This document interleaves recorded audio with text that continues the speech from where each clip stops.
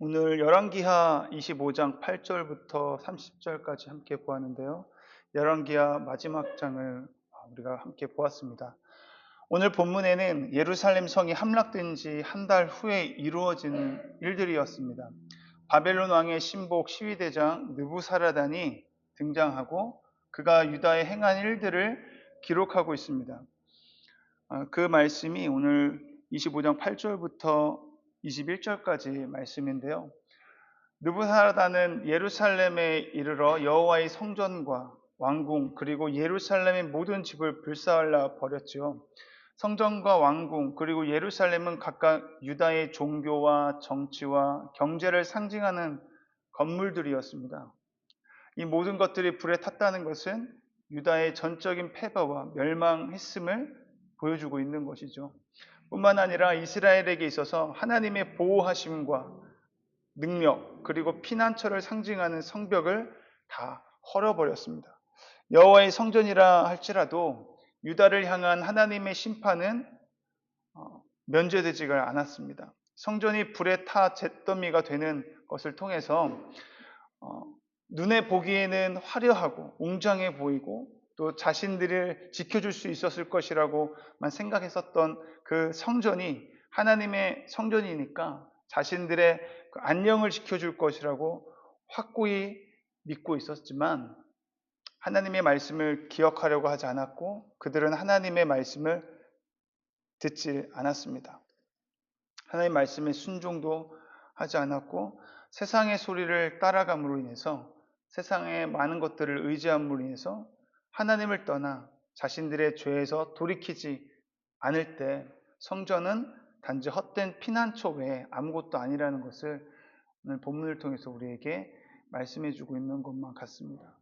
예루살렘 성전이 불에 타고 백성들이 포로로 잡혀가는 모습은 예레미야 38장에서 예레미야를 통해 예언하신 하나님의 말씀, 곧 시드기야가 하나님의 말씀을 따르지 않을 때 이루어질 하나님의 말씀이 그대로 성취가 될 것을 지금 보여줬고 그 말씀들이 지금 이루어지는 것을 오늘 본문을 통해서 우리가 보고 있는 것입니다. 결국 시드기야가 의지했던 사람들의 말은 이루어지지를 않았고 그가 의지했던 애굽은 유다를 끝까지 지켜내 주지 못했습니다. 세상의 말과 사람의 말은 합리적인 것처럼 느껴지고 그 길이 우리를 지켜줄 것만 같이 이야기를 하지만 우리는 하나님의 말씀을 듣고 하나님 말씀에 따라 살아가려고 노력해야 될 줄 믿습니다.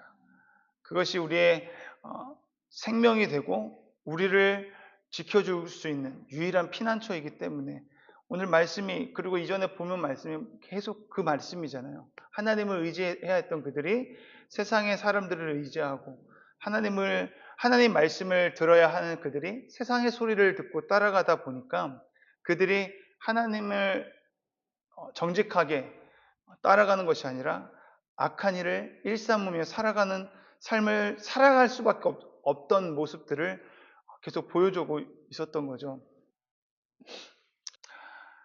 우리가 어떠한 어려움 속에서도 어떠한 상황 가운데서도 우리가 의지해야 할 것은 오직 하나님의 말씀이라는 사실을 다시금 돌아볼 수 있게 되기를 축복합니다.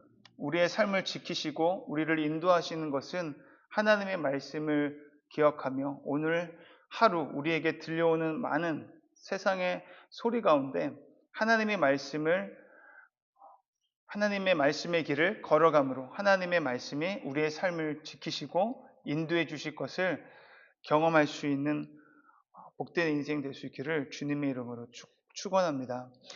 하나님은 언약 백성들이 죄를 지을 때 말씀을 통해 경고하셨고 오래 참으시는 분이십니다. 그럼에도 불구하고 그들이 죄에서 돌이키지 않으면 그들의 죄악으로 말미암아 하나님께서는 심판하십니다. 하나님은 사랑의 하나님이시기도 하지만 성경은 분명히 하나님이 공의의 하나님이시기 때문에 그들의 죄에 대해서 오래 참고 기다려주시지만 회개할 것을 기다리고 있지만 끝까지 그들이 기회를 주심에도 불구하고 그 기회 가운데 하나님 앞에 엎드리고 하나님께 돌이켜서 회개하지 않는다면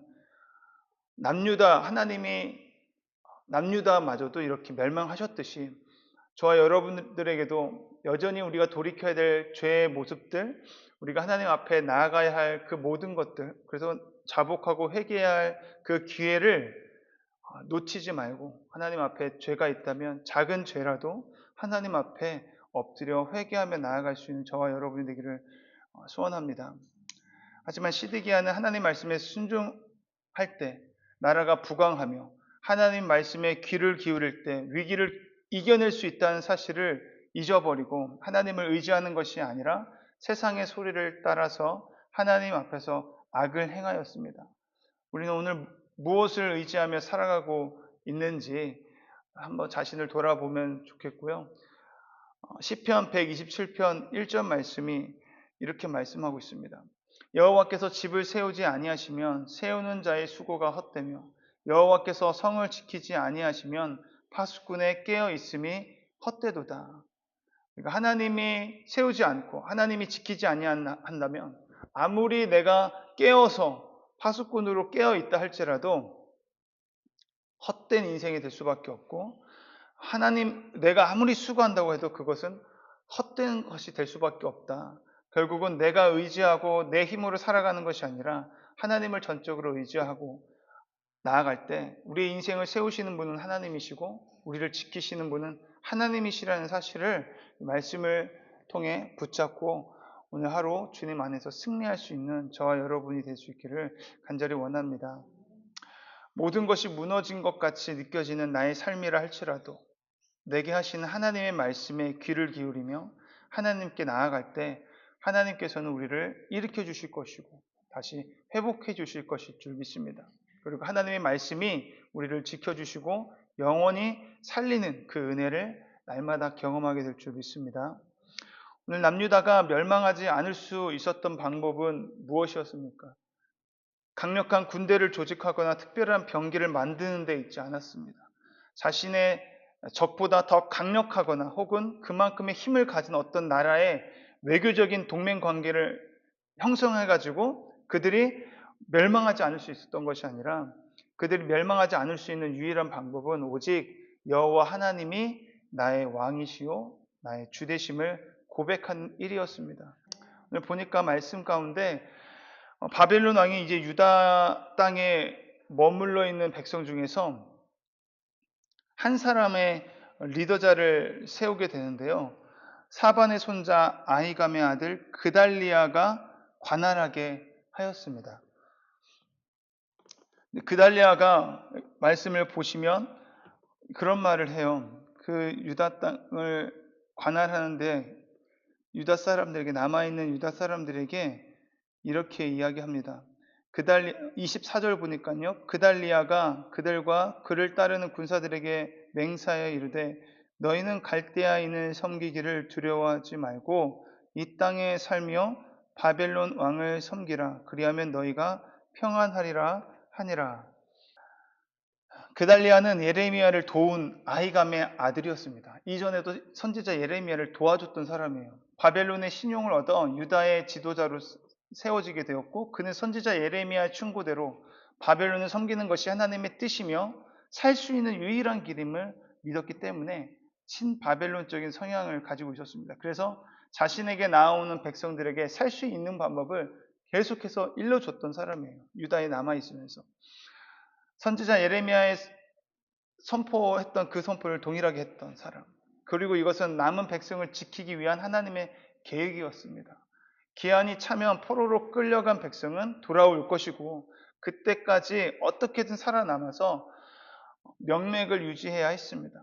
그달리아의 이런 처세를 단순히 매국적인 모습으로만 이해할 수는 없습니다. 그의 말은 이미 선지자 예레미야를 통해서 전해진 하나님의 계시의 근거를 둔 것이기 때문입니다.